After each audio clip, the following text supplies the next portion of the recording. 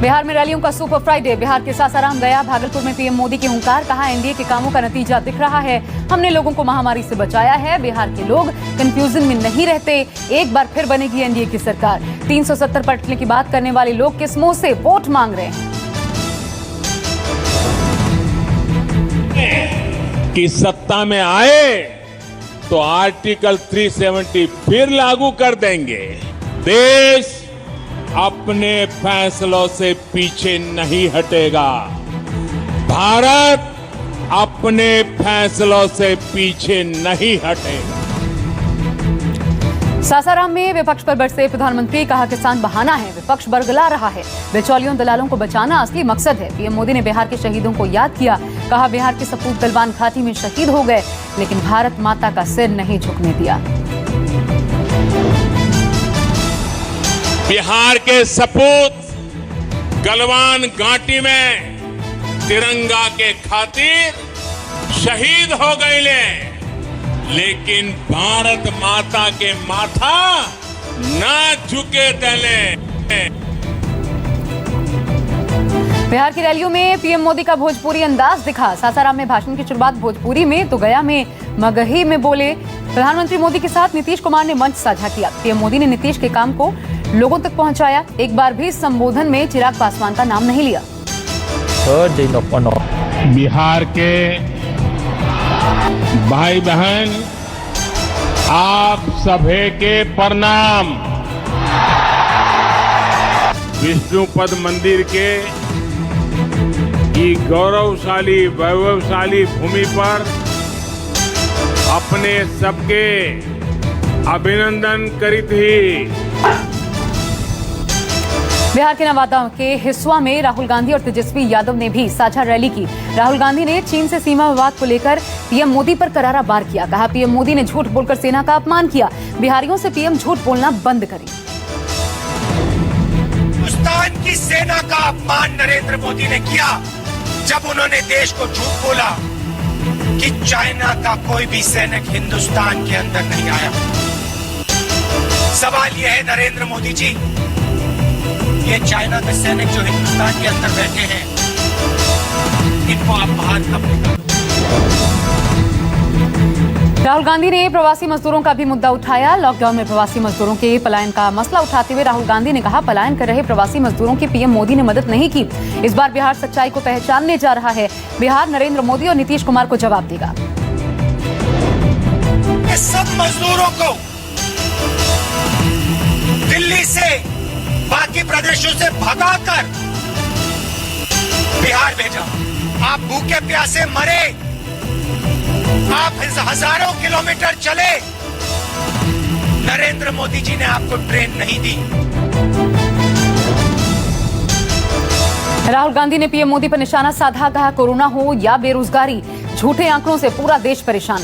शाराना अंदाज में राहुल गांधी ने पीएम मोदी पर तंज कसा। कहा, तुम्हारे दावों में बिहार का मौसम गुलाबी है, मगर ये आंकड़े झूठे हैं, ये दावा किताबी है।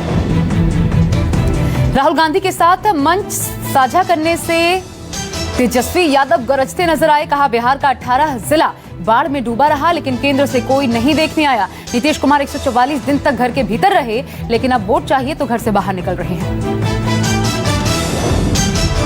85 लाख आबादी प्रभावित रही, 18 जिला बाढ़ में डूबा रहा, कोई देखने नहीं आया।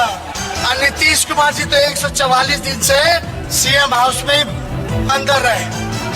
पहले भी कोरोना था, अभी भी कोरोना है, लेकिन उस समय नहीं निकले बाहर। अभी निकल रहे। वोट चाहिए, कुर्सी चाहिए तो निकलते रहे। मोदी के साथ मंच साझा करते हुए नीतीश कुमार ने लोगों को अपने काम गिनाए। कहा, पहले 15 साल क्या हाल रहा, पर अब बिहार में मेडिकल कॉलेज है, केंद्र की तरफ से सहयोग मिला, बिहार में अपराध का आंकड़ा कम कर दिया गया है। नीतीश कुमार ने ऐलान किया कि हर गांव में सोलर लाइट लगाई जाएगी।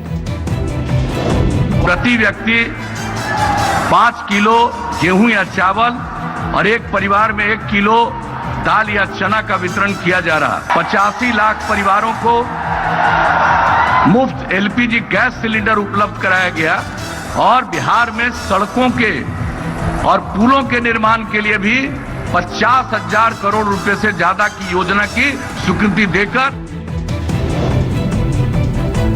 बिहार में बीजेपी के फ्री कोरोना वैक्सीन के वादे पर विरोध। रविशंकर प्रसाद ने पलटवार किया, कहा ऐसे लोगों को परेशानी है जो चुनाव में तो बड़ी बड़ी बातें करते हैं लेकिन जमीन पर लागू नहीं करते।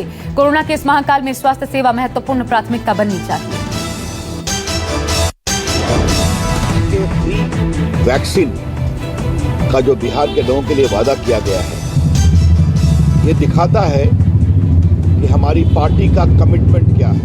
आज अगर कोरोना की चुनौती में हमने अपने चुनाव घोषणा पत्र में एक घोषणा की है तो इस पर क्यों? मुफ्त वैक्सीन पर संजय राउत ने बीजेपी पर प्रहार किया, कहा घोषणा पत्र में फ्री वैक्सीन के बयान से पीएम मोदी की बदनामी हो रही है कि पीएम की अपनी गरिमा है। घोषणा पत्र में ऐसा लग रहा है कि बीजेपी कह रही है तुम मुझे वोट दो, हम तुम्हें वैक्सीन देंगे।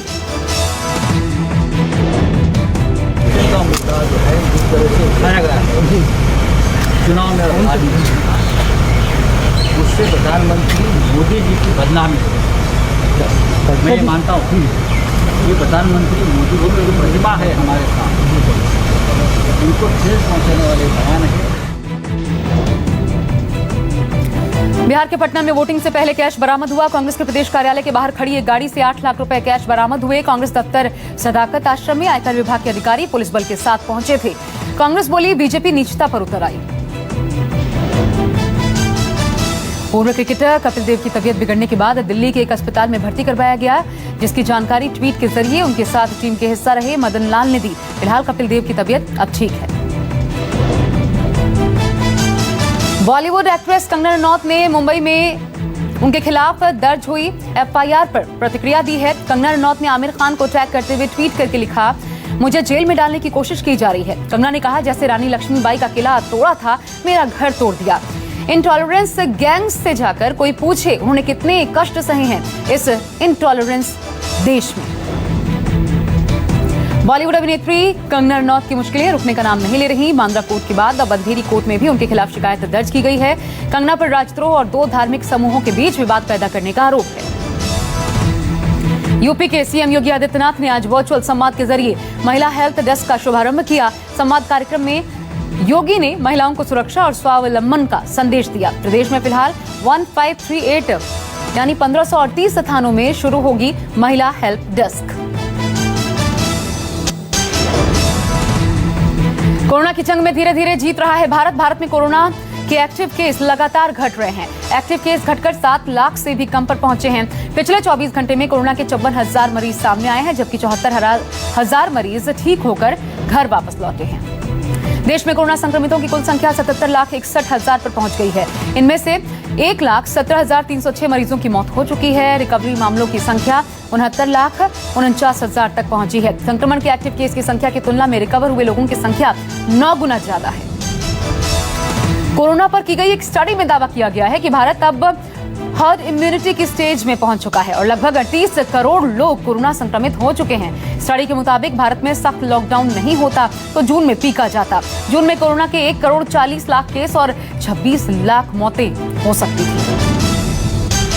प्लाज्मा थेरेपी को लेकर एम्स के डायरेक्टर रणदीप गुलेरिया ने बड़ा बयान दिया है। रणदीप गुलेरिया ने कहा है कि प्लाज्मा कोई जादू की गोली नहीं, कोरोना में समय से इलाज जरूरी है। वहीं दिल्ली के स्वास्थ्य मंत्री सत्येंद्र जैन बोले, प्लाज्मा थेरेपी से 2000 लोगों की जान बची, केंद्र रोक न लगाए।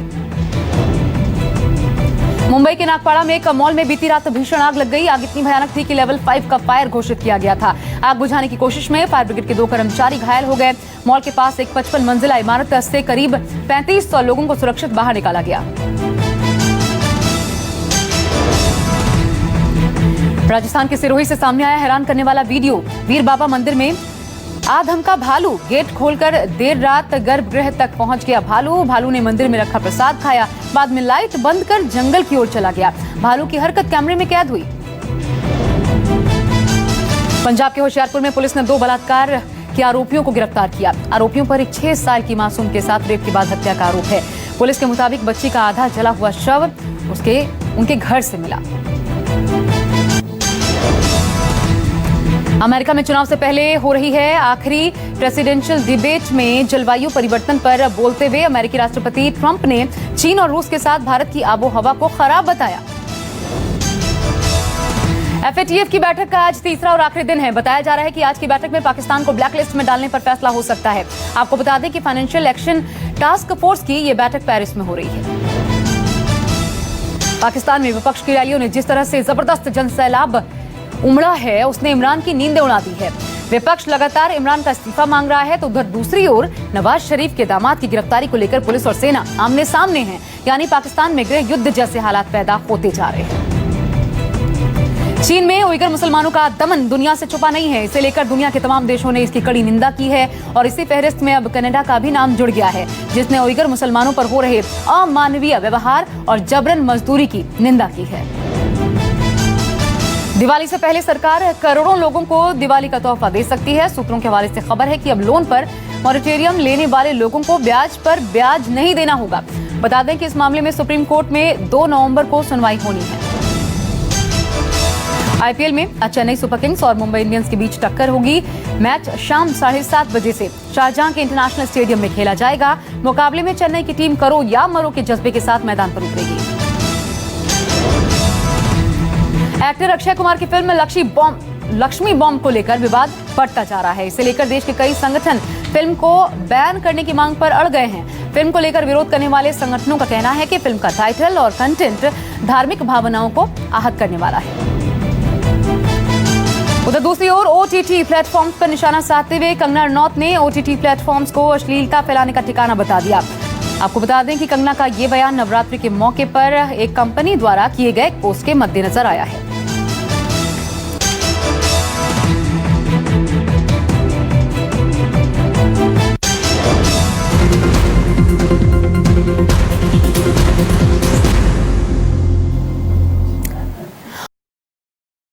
नमस्कार, मैं हूं मानक गुप्ता। अगर आपको हमारा ये वीडियो पसंद आया हो तो इसे लाइक और शेयर जरूर करें और हाँ, हमें सब्सक्राइब और फॉलो करना ना भूलें ताकि आप देश और दुनिया की कोई खबर मिस ना करें। चाहे कोई ब्रेकिंग न्यूज हो या कोरोना वायरस से जुड़ी कोई भी अपडेट, पॉलिटिक्स हो या आपकी जेब से जुड़ी कोई खबर, इलेक्शन की कोई न्यूज हो, कोई कंट्रोवर्सी हो या फिर कोई वायरल वीडियो, सब कुछ मिलेगा News 24 पर। तो जुड़े रहिए हमारे साथ और देखते रहिए News 24।